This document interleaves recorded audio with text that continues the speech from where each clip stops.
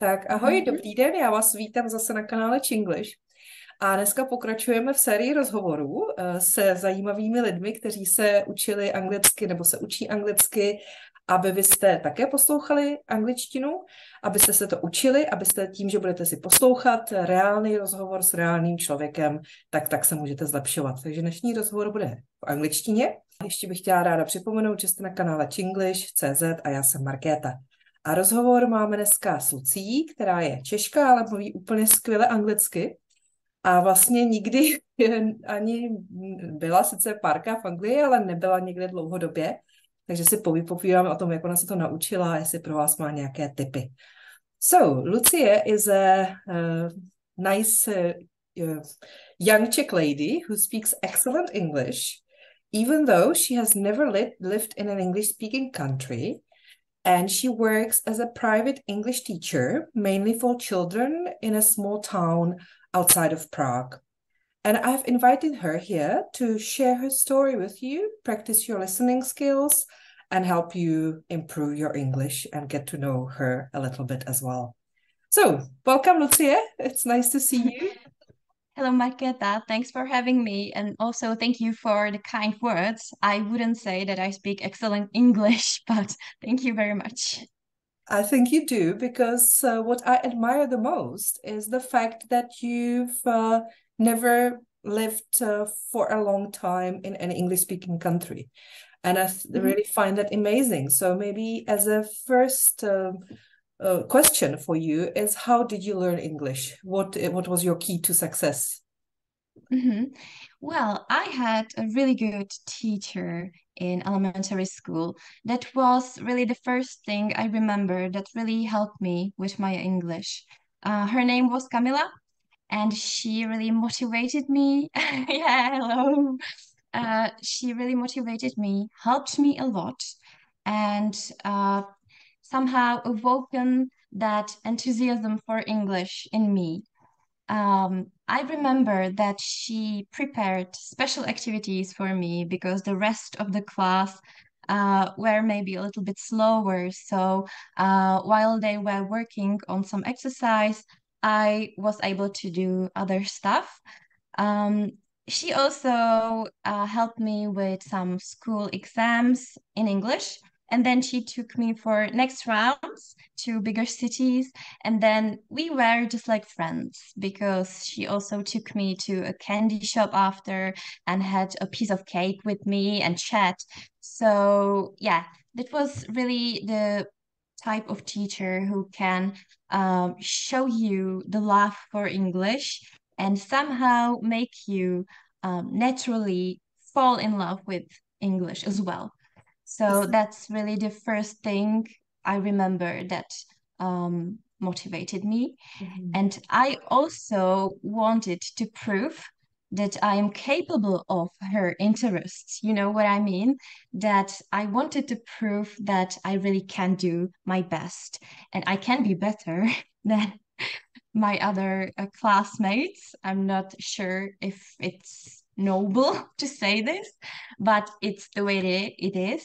So that also was my motivation to be better than others in a field when I felt that I am successful in.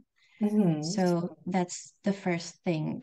This is really lovely. You know, you have to thank Camilla, and if she's any teacher is listening, you know, even if there is one student in your life or in your career or one student every 5 years, you can see that it's really worth it, and that any energy that you put in the young souls, that it really will bring results. And it's really lovely to hear this, and it seems that you were lucky.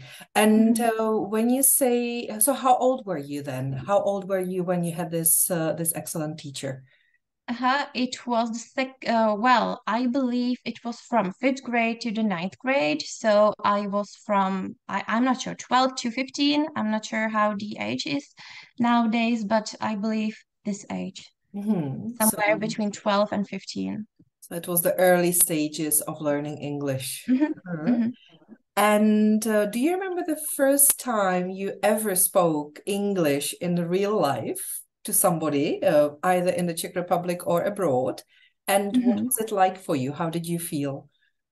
I don't remember the very first situation or the very first conversation, but I'm sure I was scared and not confident at all because I needed to find my way to not be scared of speaking with foreigners and strangers at all. So I am sure that it wasn't a good experience to me, but I don't remember the exact moment. But I think that, it's everybody has that. Everybody feels a little scared in the beginning. It's like most people say that. And when I was speaking English for the first time, I was also scared, or not scared, but it was like nervous and it's very strange. But I think everybody has that. And it's good to know that everybody feels this. Yeah. And It's not like, sorry, I just wanted to say that it's not like you wake up one day and you are a teacher and you are confident and not nervous, not scared. It's not like this. So, yeah. It's only the Queen of England that has got this experience. All the rest of us. Probably. And when we were chatting beforehand, you told me that you have a good tip, and that's to talk to yourself. Yes, that's true. I remember doing this from maybe from that age, 12, 13, I'm not sure. When I wanted to talk to myself naturally, like everybody does it, or I believe everybody does it, I just switched to English. Like, I don't even know why. So I went, for example, to cook something, and I was like, so now I am cutting something, I am putting it here and stuff like this. And I really don't know why I did this. Well, I still do this nowadays. But it's like English is something that is so natural to me that immediately I switch to this language. I don't know why, but I would really recommend it to others to improve their language or conversational skills. So you feel it really helps to talk to yourself? Yeah, actually, really. So in what way does it help?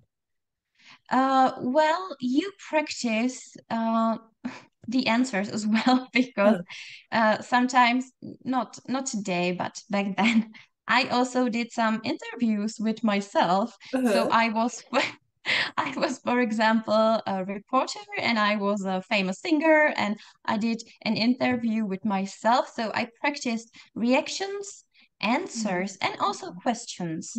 So it helped me a lot, especially with conversation, because not many things with grammars to practice here, but it helped me with conversation, It just becomes natural. The brain just gets used to speaking the language.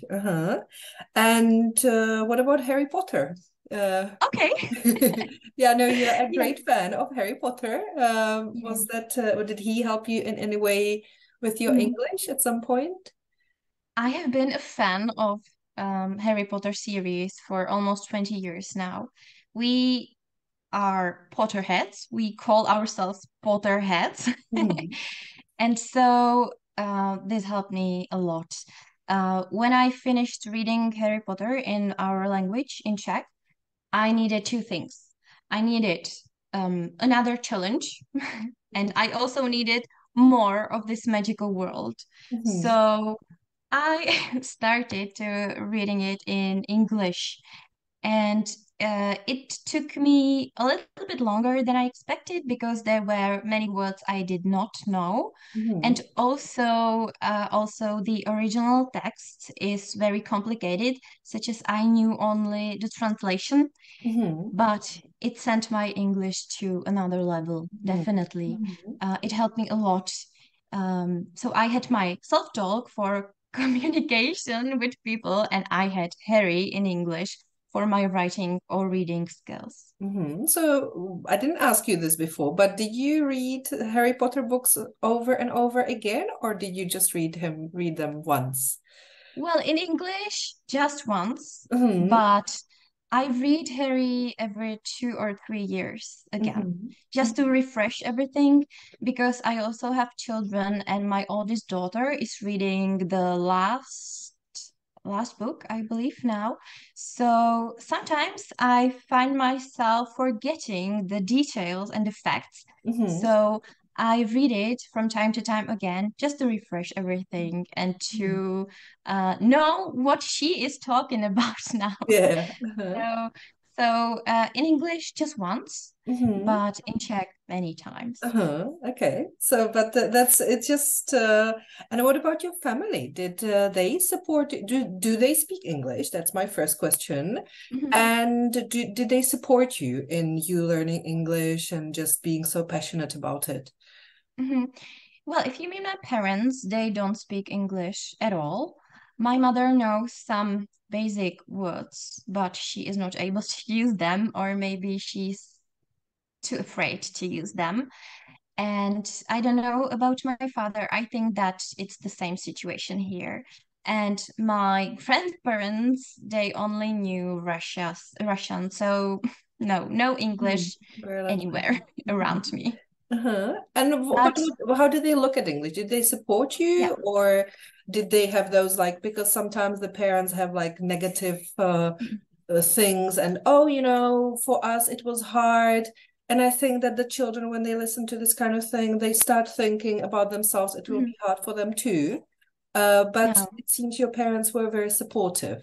Yeah, definitely. My mother always have supported me, and she wasn't like this, as you say, quite the opposite actually, because she wanted something she has never had for me. Mhm. You know, she can't speak English now, and she knows that it's a disadvantage.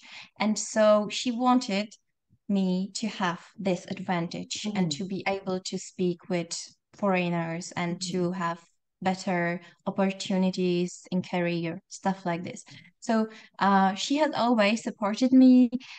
She has always cared for those competitions, English Mhm. competitions, and stuff like this. So I had full support. I think that's a very important part of it as well, when the Mhm, parents give support, even though they can't do it, mhm, but they still feel that it's important for the definitely. children to know it. Mhm. That's lovely. That's really excellent.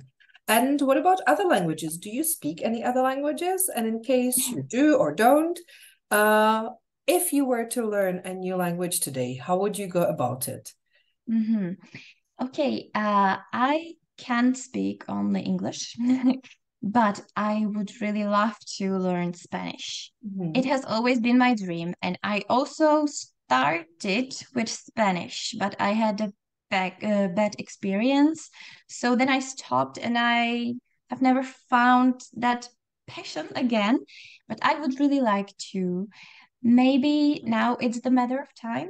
I'm not sure if it's not an excuse, but um, I would really like to do it. And if I had to do it now, I would just start with some app, I believe. I would download something to my phone to have an easy access to practice.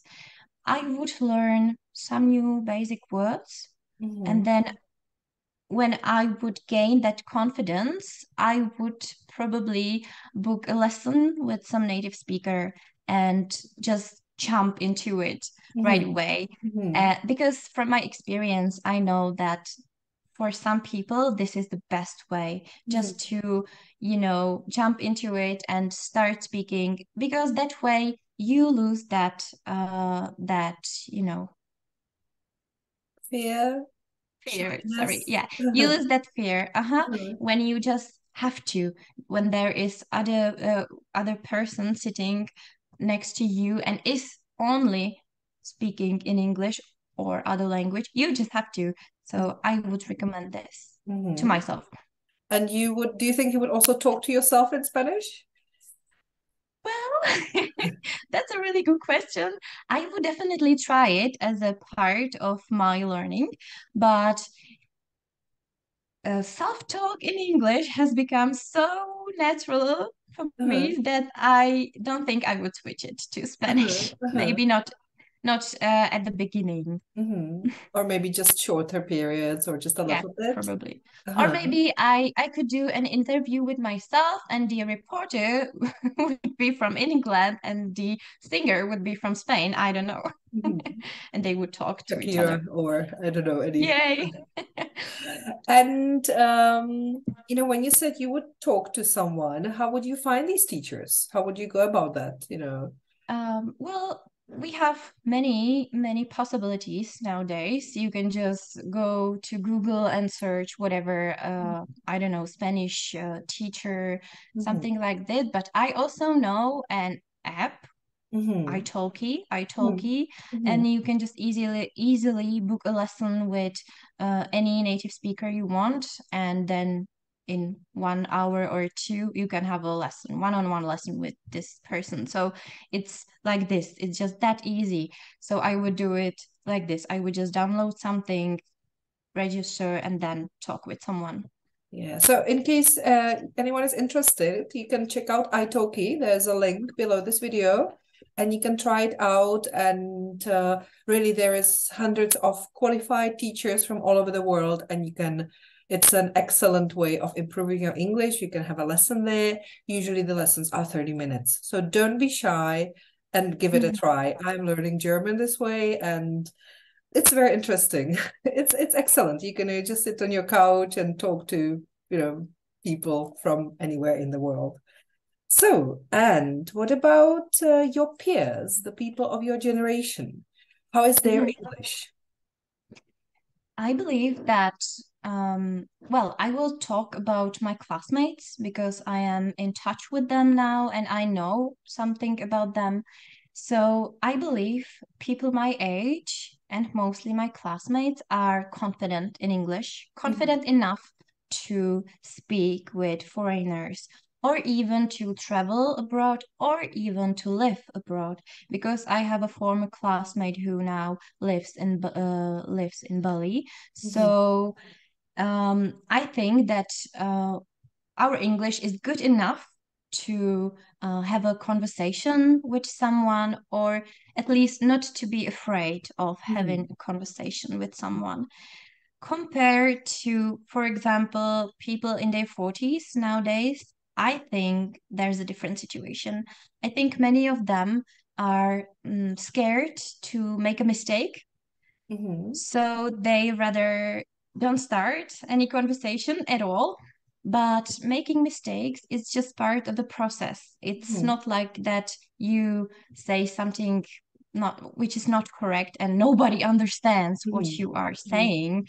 So I think that our generation or my classmates are really good in this. We are not afraid to speak and we are not afraid of making mistakes. And because when I was listening to you, I just realized that, you know, when you say these people 40s, 50s, a lot of them had no English at school. They had German. I mean, they probably didn't have Russian anymore, but they had German, and they only did English much later.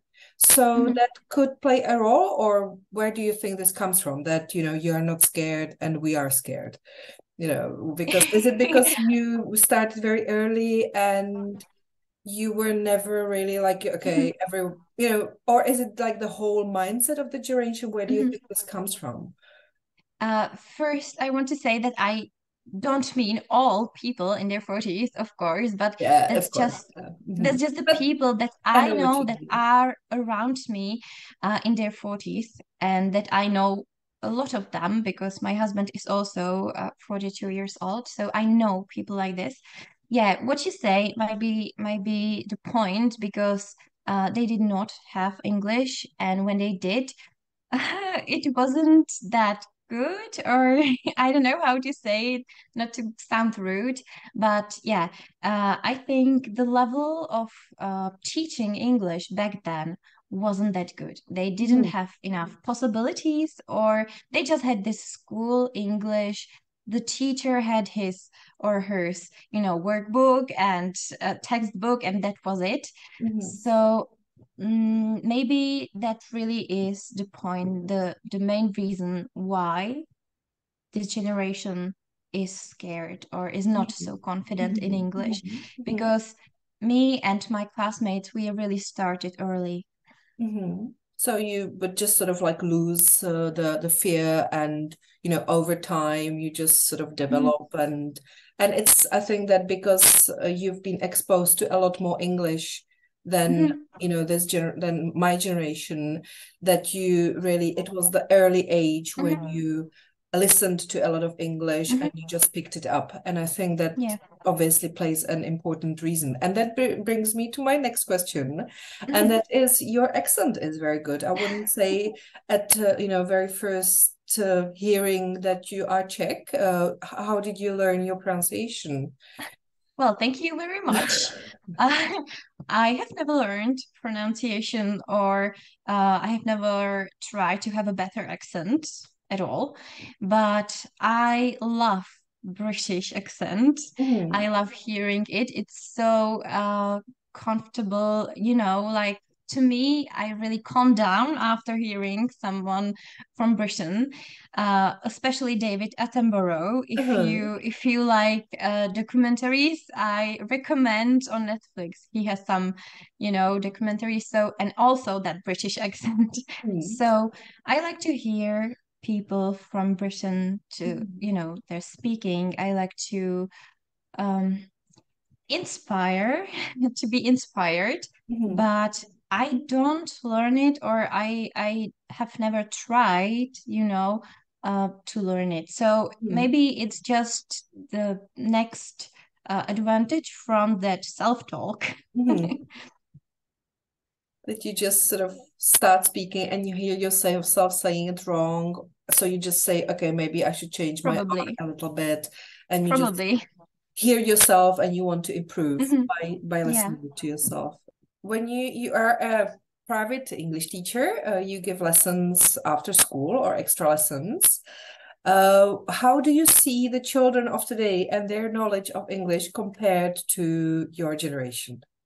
The children in they're like 5, 6 years old, they know a good English, really. They have a good knowledge of the basics before they even go to kindergarten.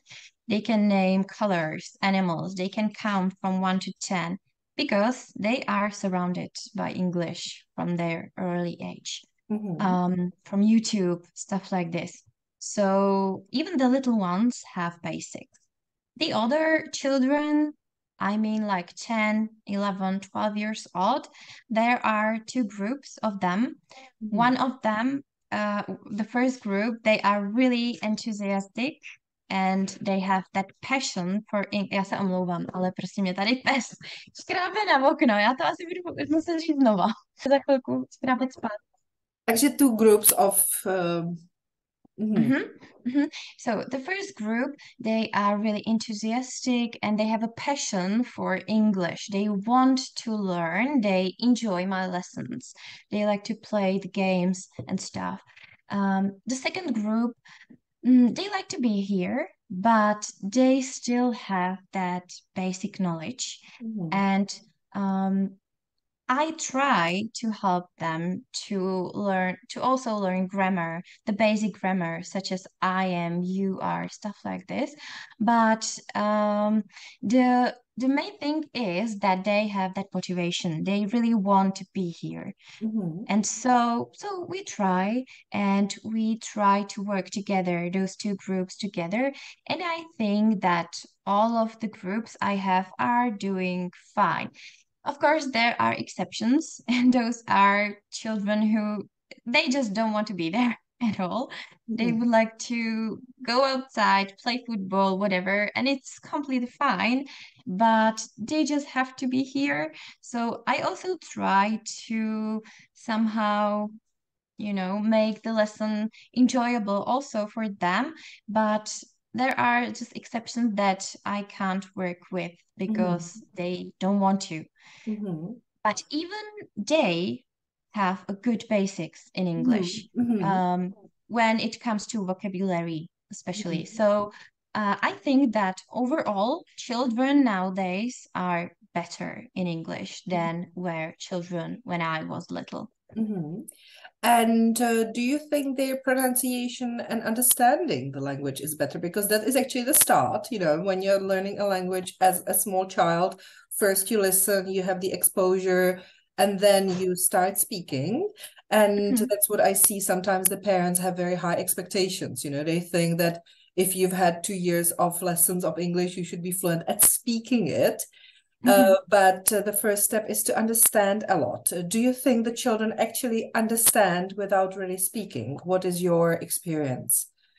Yes, I really do think that they understand because I have this experience, especially from kindergartens, when I try to speak completely in English with the children in kindergarten. Of course, there are some situations when I have to switch to Czech, but I try to speak only in English. And I really see that it works because I don't tell them that let's make a circle means udělejte kroužek in Just do Czech. it. I just say, I show them, I mime things, and after 3 or 4 lessons, they know what it means, even though they don't know that make means this, but they know that make a circle means go sit down in a circle.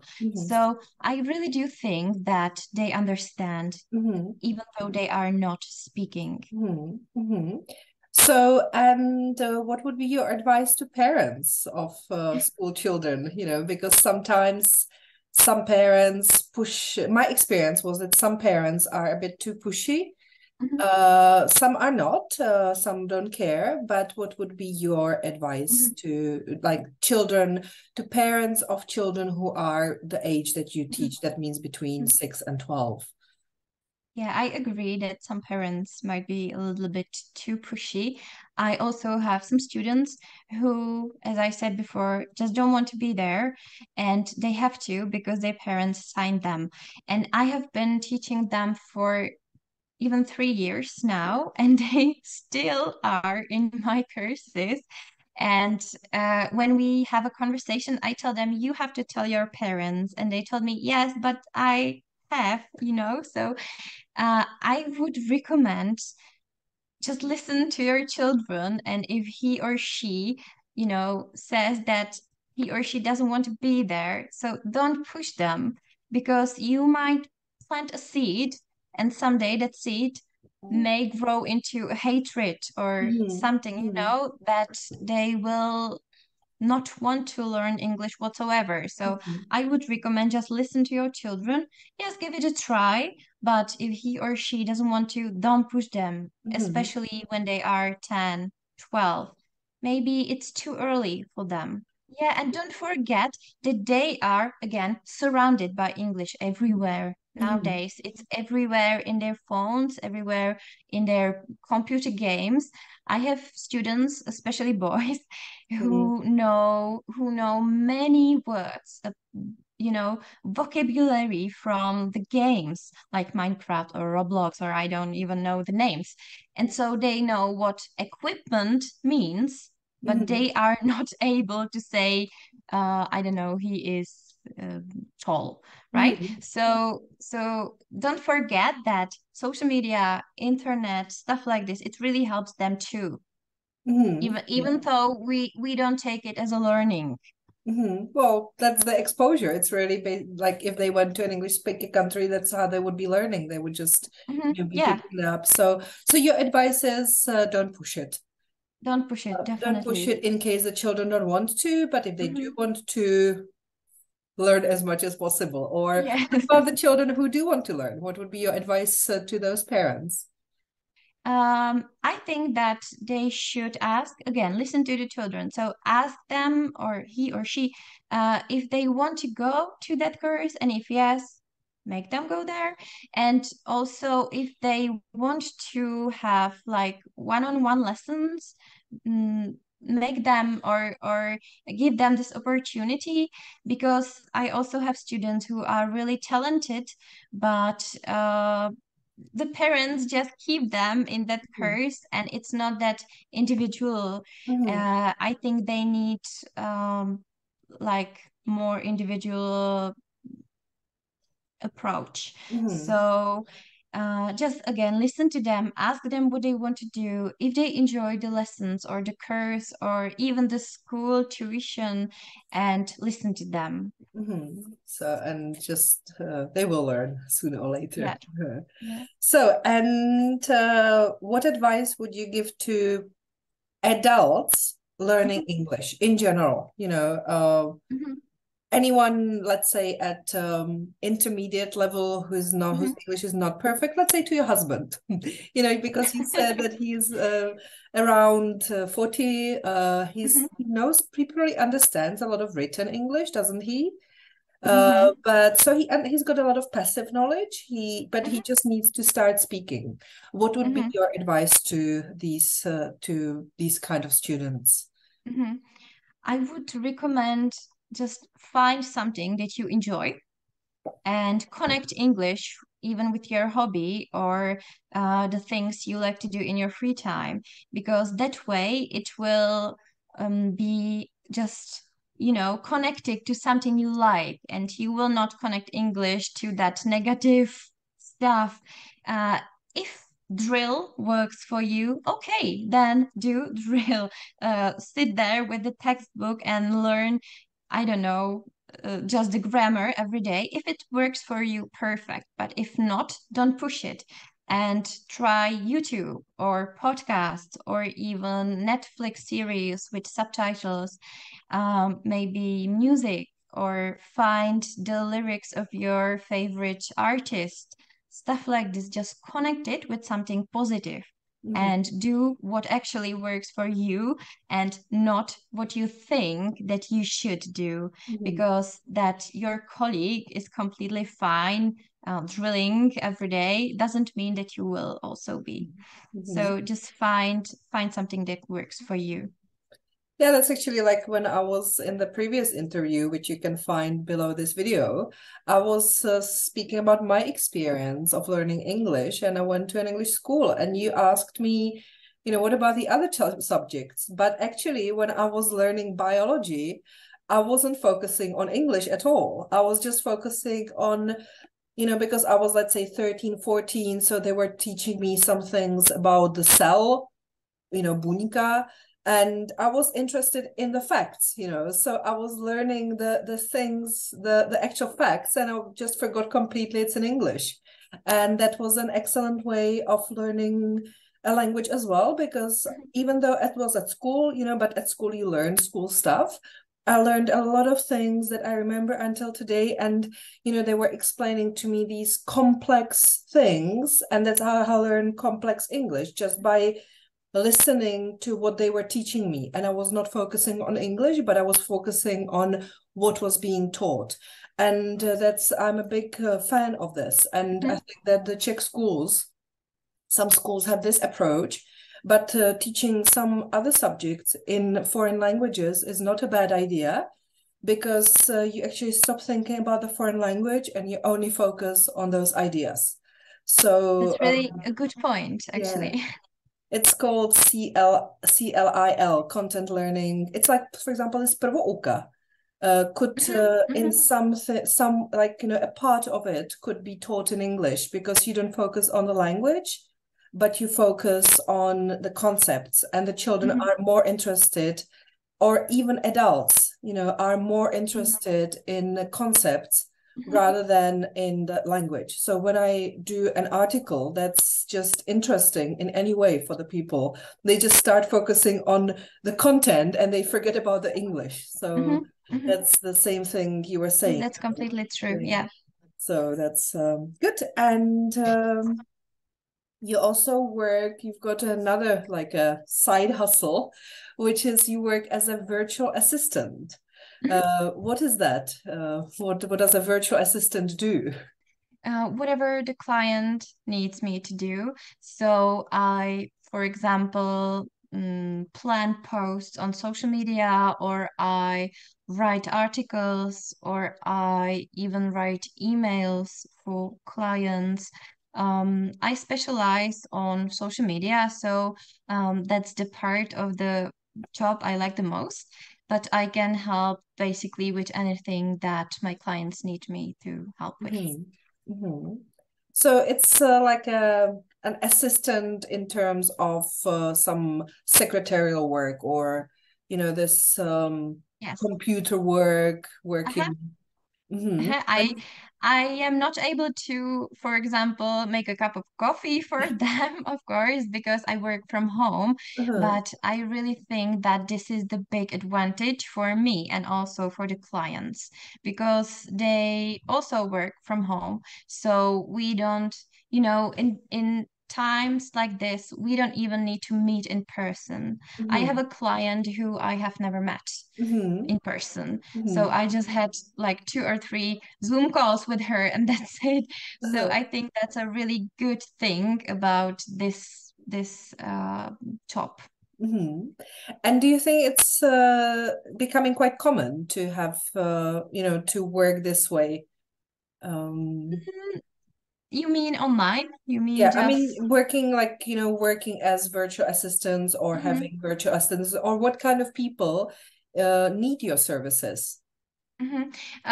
My clients are mostly people like you who teach online or who sell online product or even who sell physical product. Mm-hmm. But they just need some support.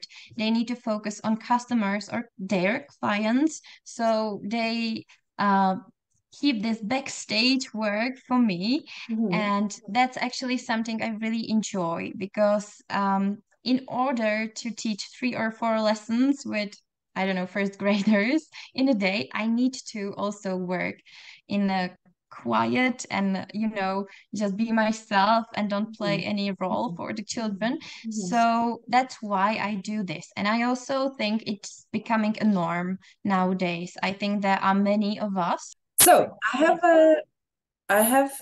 so in case anyone is looking for a virtual assistant, you can find Lucia's links below the video, and you can contact her, and she can help you with Canva, with social media,